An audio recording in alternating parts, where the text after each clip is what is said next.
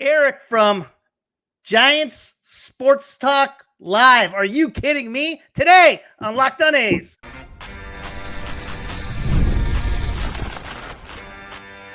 You are Locked On A's, your daily podcast on the Athletics, part of the Locked On Podcast Network. Your team every day.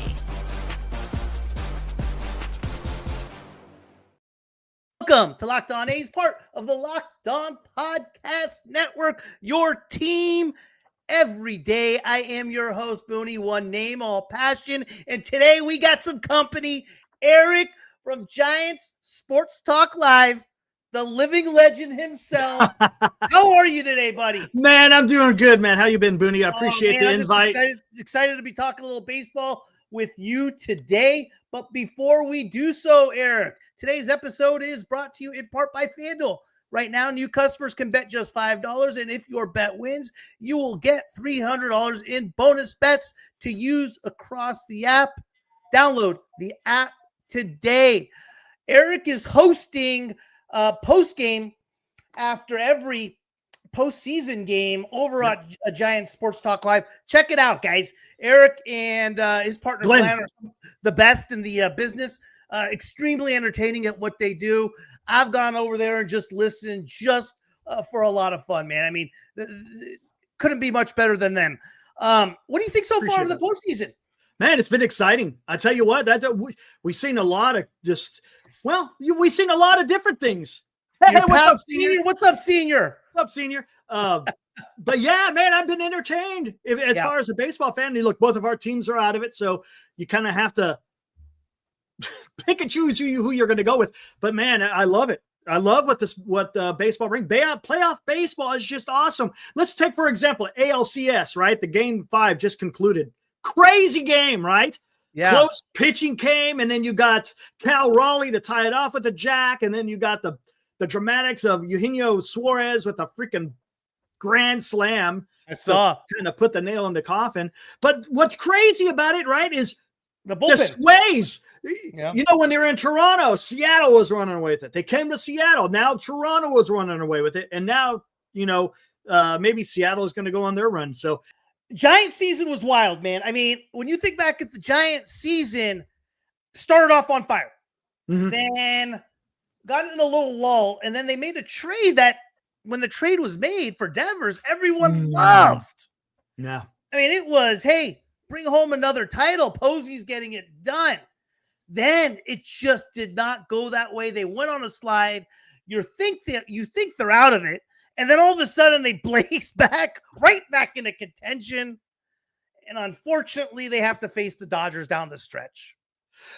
Oh, man, I know. The Giants season it was a roller coaster. They came out of the season. They came out hot. They were the best team in the Cactus League, and it carried over into April, a little bit into May. And then they made that big trade with Devers, as you said. Huge trade. Sense. I mean, it made sense. I thought they stole that trade. Yeah, 100%, right? You take on the contract, which the Giants could do because they got all the money in the world to be able to do that. You trade away Hicks, which was bad money. You give up on Harrison, right? You're going to have to give up. What's his name? Tibbs, and I think some other minor leaguer too. Right. But you do that deal every single day, right? And that's what the Giants needed. They needed that middle of the lineup type of guy, and they got him in Devers because it's hard to get those type of guys in free agency to San Francisco. It just is. So Posey was able to work his magic and be able to get that with Devers. Huge. But that's when the Giants decided to take a huge crap because they played horrible after the trade. I mean, and look, it wasn't because of Devers. No.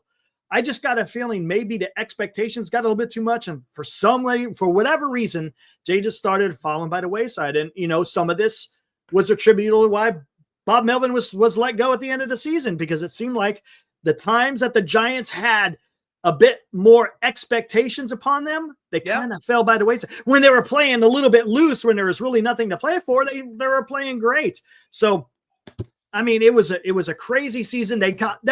Seriously, they were this close, Boonie. Yeah, they were right there, man. And I'm right there. Would the Giants have played the Dodgers a little bit better than the Reds or even the Phillies, even the Brewers? I mean, come on. I got the feeling because because the name of the game, right, is pitching. And if you got the pitching, you're going to go far. And we're seeing it here in the postseason. Pitching and defense will keep you in it every time. I mean, I hate to say it. I'm not a big Dodger guy, and none of us really are. But, geez, you got to compliment them. I mean, they have played their hand this season to perfection. They were patient with Snell. They were patient with Glasnow, all to get to this point. They said it the whole time. Now they got – now you have Glasnow, Yamamoto, Snell, healthy, and what's his name? Ohtani is your fourth pitcher. It's just they're playing just ridiculous. And what they're pressing the right buttons to today's game in Toronto. They're using the big thing with the Dodgers they didn't expect happening was their bullpen absolutely imploding. So you know what they did? They used common sense. They let their pitchers go deep. We saw we saw Bryce Miller get pulled after 54 pitches. Same inning. Toronto takes the lead 2-1 over Seattle. We go later in the game, and same type of thing happens. Toronto tries to get cute with their bullpen. Boom, grand slam. It was just, you got to give them credit. I don't know if they're just using common sense and everybody else is overthinking it, but they're doing it right. I mean, they are rolling through the playoffs right now. Absolutely. Boonie, I think you hit on something too, and I've been talking about that because the one weakness with the Dodgers was that bullpen, right? With that bullpen, it was leaky. And how were the Dodgers going to navigate that? Well, you know what they did? They let their starters go. It's baseball, man. This is right. It's baseball. This is what you're supposed to do in the playoffs. You're supposed to run with your guy. Yeah. Analytics be damned, right? I get it. I understand analytics, and it's a great tool. But if your guy is out there and he's dealing, right, and then you come to the fifth inning and he gives up a single, that's not the time to go yank your guy, man. That happens. The guys are going to get base hits. Guys are going to get walks. If you're a good starting pitcher, you're going to be able to get through that. And that's what the Dodgers have done. They have been absolutely insane. They're going deep. Insane. Right. Last year they're banged up. They win they get through the playoffs. They get to the World Series. They win the whole thing with, I don't know how many bullpen games. Yes. Now it's the opposite. Salty Tom, what do you think here? With the amount of money being spent, when will the Dodgers slow down? What do you think, Eric? They won't. They're in it. You got Guggenheim, man. It's going to be infinite, and they don't care because you know what they want to do? They want to win. That's going to be the big thing with regard to if there's going to be a lockout at the end of 2026, right? 100%. Because everyone thinks it's owners against players. It's not. It's the Mets and the Dodgers versus everybody else. Because the luxury tax was put in place in order to stop this type of spending. Well, the Mets and Dodgers said, screw it. We'll pay the damn luxury tax. We'll pay whatever it costs. We're going to get them anyway. So that's the big contention as far as what's going on. So it should be interesting on what happens. What do you think about this, Boonie? Instead of doing a salary cap, maybe make the CBT a little bit more punitive. Maybe do that instead, rather than just making it all a cap. Make it a little bit more because right now, right? It's if you can absorb the costs, then they're going to continue to do it. If you make it a little bit more, maybe not even money per se, but as far as draft picks or something that makes their team better. I would like that. And I would also like to see, so right now it is 6 years of major league service before you can be a free agent. Correct. I would like the minor league years to count 2 for 1 and to drop the service time to 5. There you go. If you're going to come up with some sort of compromise, I want to see there's only so many Sotos and Ohtanis and these mega deals. Gotcha. I want to see the lower guys get some benefit, opportunity to make some money. I don't want to see a guy who's been in the minor leagues for 6-7 years and then all of a sudden get to the big leagues and then just start his MLB service time. Yeah. You know what I mean? Now you're looking at 12 years in before you're eligible to be a free agent or whatever it is. 10 right. years, It's crazy. I mean, right now, what is the average age for old, right? Something like that. Something like that.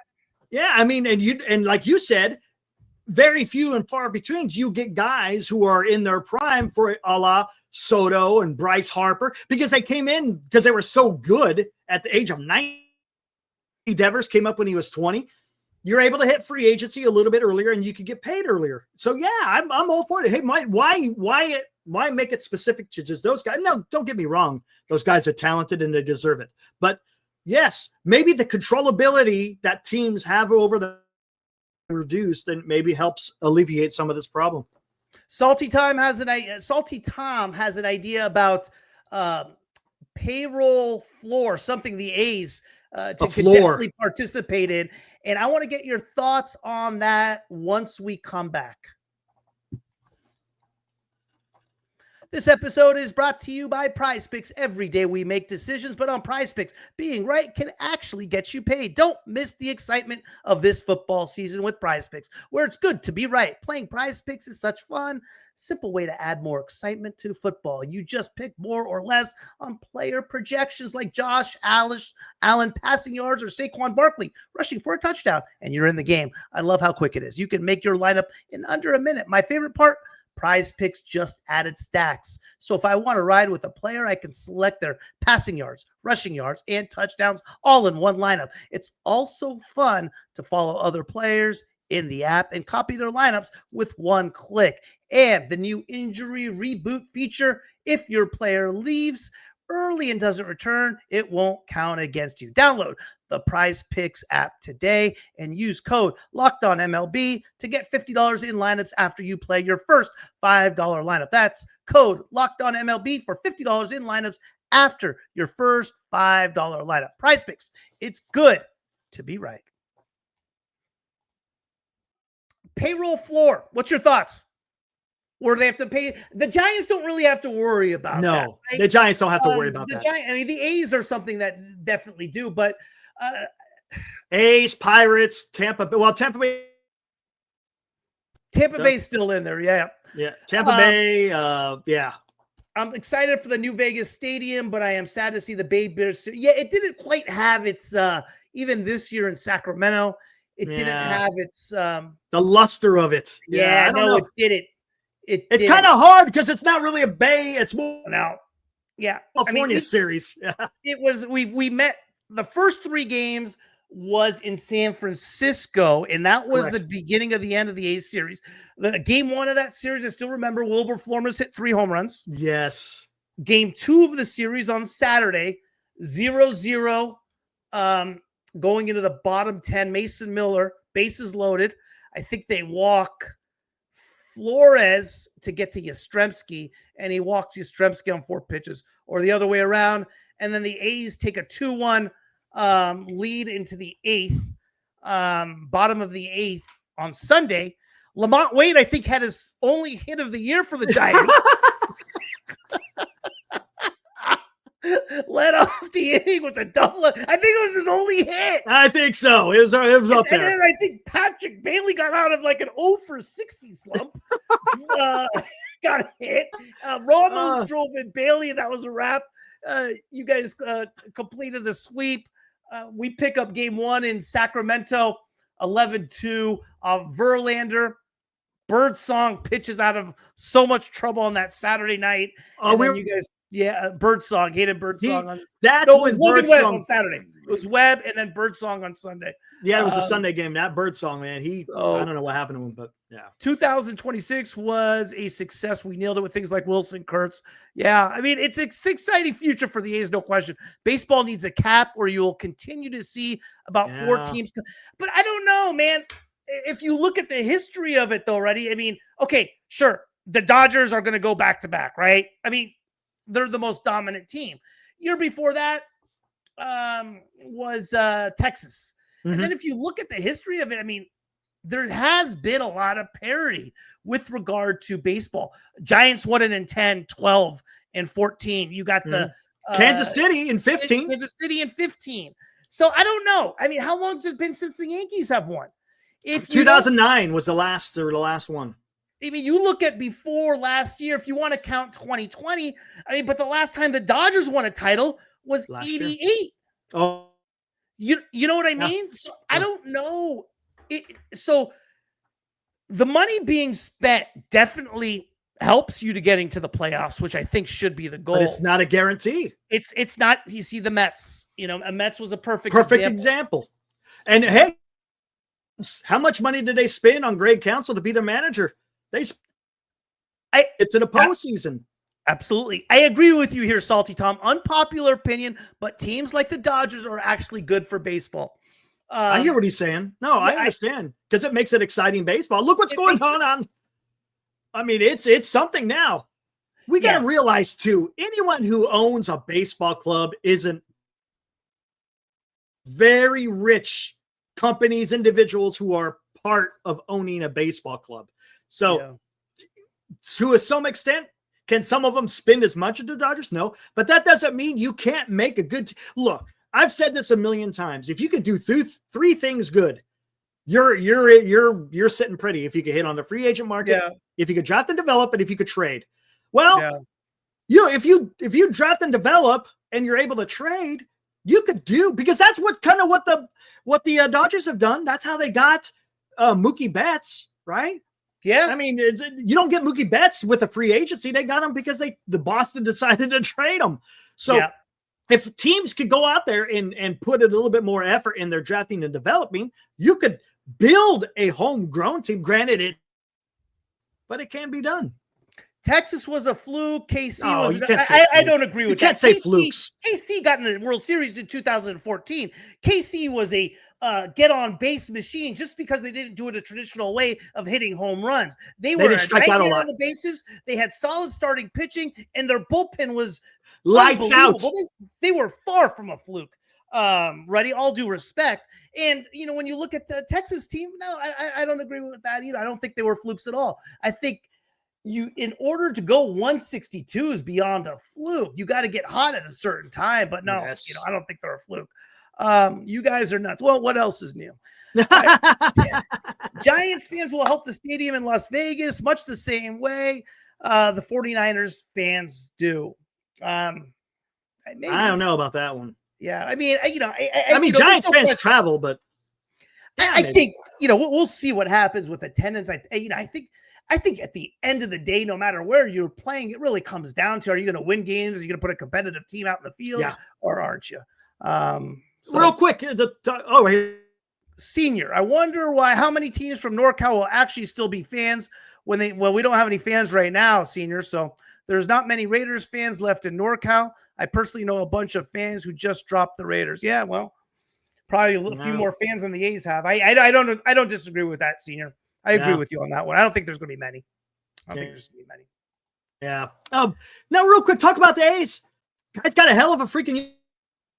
Yeah, cautiously optimistic with regard to the A's. Cautiously optimistic. Had one of the best records in all of baseball second half of the season. Now, the big question with the A's is we were out of it for most of the year too, right? So, and we did the same thing in 2024 in the second half. We were really, really good.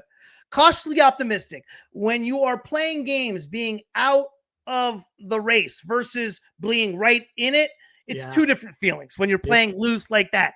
And when you're playing, and that was the optimism we had coming this year. Yeah. And that was the optimism we had coming into 2025 because of the big time second half we had in 24. Lawrence Butler went nuts. He had a down year. Hard playing with expectations versus just playing loose and being 15 games out of first place and out of the race. So it's an exciting team. It's different than 2024. So we'll pitching, right? That's gonna have to be. That's just kind of really the only focus you guys really need, right? I don't know. Is pitching. Yeah, no, you're 100% right. We have young pitchers. I don't really see. And the thing with pitching is we're like, well, let's go get a pitcher in the free agent market. I mean, pitching's expensive, man. It's expensive. Like Tarek Skubal. It's going to be 29 years old. Dude.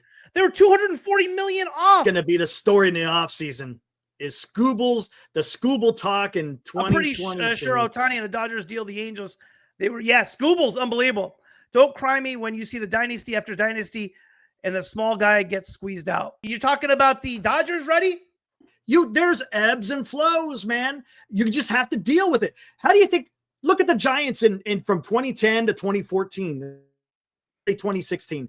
I mean, they were in it every single damn year, and he won 3 and 5. That was a dynasty. The lifespan of a baseball season, or a baseball club, I should say. You're going to have ups, you're going to have downs. Absolutely. I got to take a break, but I want you to think about this, Eric. Is it more important to spend? Because what I've noticed with these Dodger teams is that they've spent before. We've seen the Yankees spend before, but this Dodger team, unlike any other Dodger team, and what the Giants did from 10, 12, and 14 is they built a clubhouse and they built culture. Is that more important? Up next. The NFL season is here, and FanDuel has an offer you don't want to miss. Right now, new customers can bet just $5 and get $300 in bonus bets if you win. That's right. Pick a bet. Put down $5, and if it hits, you'll unlock $300 in bonus bets to use across the app. I love how FanDuel gives me so many ways to play. I've built parlays, tried player props, and even followed the live lines during the games. It makes watching football even more exciting when you've got a little something riding on the action. Whether you are a casual fan or love diving into the stats, FanDuel makes the game day experience so much better. So what are you waiting for? Visit FanDuel.com to download the FanDuel app today and get started. Talk to me about culture, clubhouse. I felt like 10, 12, 14 had it. I know these Dodger teams for the last 2 years and what guys like Freddie Freeman and Mookie Betts. And we could always talk about how we hate the Dodgers and the whole thing with LA. But it's hard to hate guys like Mookie Betts, Freddie Freeman, Ohtani, and kind of what they've built. I'm telling you. And you know who else you can add to that? That guy is a hell of that guy. Kike Hernandez is another guy. Jesus, he's something, isn't he? Oh my God. I mean, in the regular season, he doesn't do a lot, but boy, he is a quote unquote character guy, man. And you put all those guys, you're cooking with something. No, there is something to having that culture and having something in that clubhouse where guys are fighting together and playing on the same sheet of music, so to speak. When you can when you have that, not only having that, of course, having the God-given talent to go out there and play baseball, but if you got a group of people who want to play for each other, beautiful things can happen. Absolutely. It really can. And hey, you got to credit, even though you referenced the New York Mets. I don't know what their clubhouse is like, but the Dodgers, if you look at how they celebrate in the dugout, if you want to use, well, they are all on the same team as far as wanting to achieve the ultimate goal. Yeah, no, I agree with you 100%. Salty, A's top priority, developing DeVries, Morales, 2027, about making the playoffs, developing more youngsters, 100%. Dynasties have always been part of every sport. What's your expectations this offseason with regard to the Giants? Man, there's a to-do list, and it's big. First and foremost, you gotta find who do you want them to hire? Find out who the manager is going to be. And look, there's 8 teams, I think, that are looking for a manager. So yeah, who's going to lead the team? As far as players are concerned, pitching is going to be the focus for Buster Posey. I wouldn't be surprised if you see the Giants go out Framber Valdez or Ranger Suarez. Maybe Scooble is out there. Maybe we talked about Scooble. I saw something on Scooble. Maybe making a trade for Hunter Green. The big thing is there going to be a lockout in 27, and will it affect this offseason? That's the question, right? And it just seems like that it is coming. Whether it's a strike, that's almost a damn foregone conclusion. And how is that going to season? Maybe it does, maybe it doesn't, because if you're not getting right, doesn't it? Don't contracts basically pause? The contracts will pause because they don't know what they're making it on. I mean, my goal this offseason for the A's, and I've said it on many of occasion, I want to do what the Red Sox did with Roman Anthony and what the Braves have done with their youngsters. I want them to buy out the arbitration years. I want them to extend them to 2035. I want their posters outside of casinos in Las Vegas.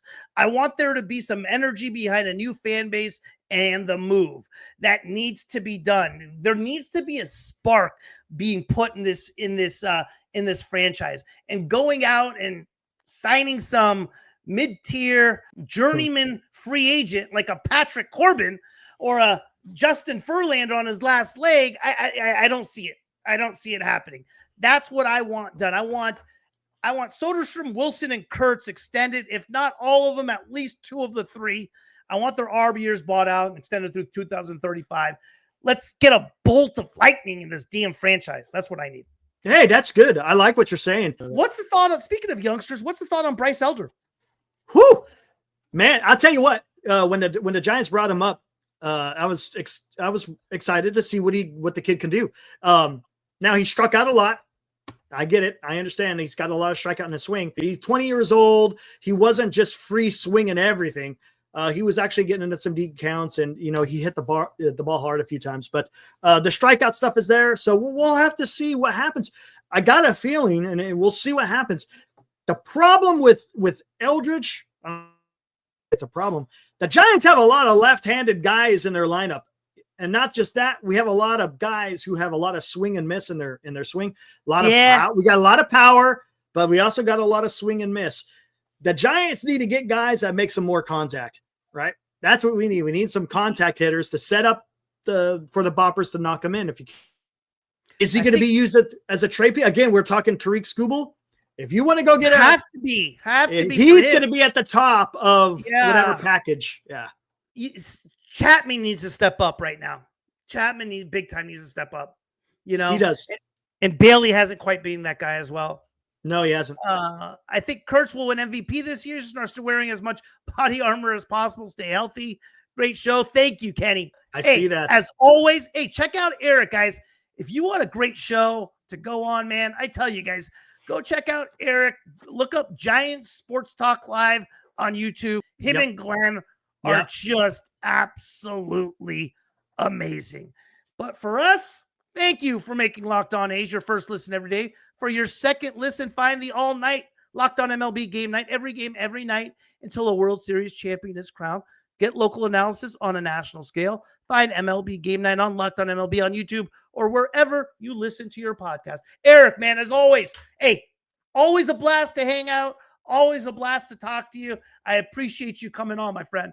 Absolutely. Thanks, Boonie. Appreciate it, buddy. Take care, pal. See ya.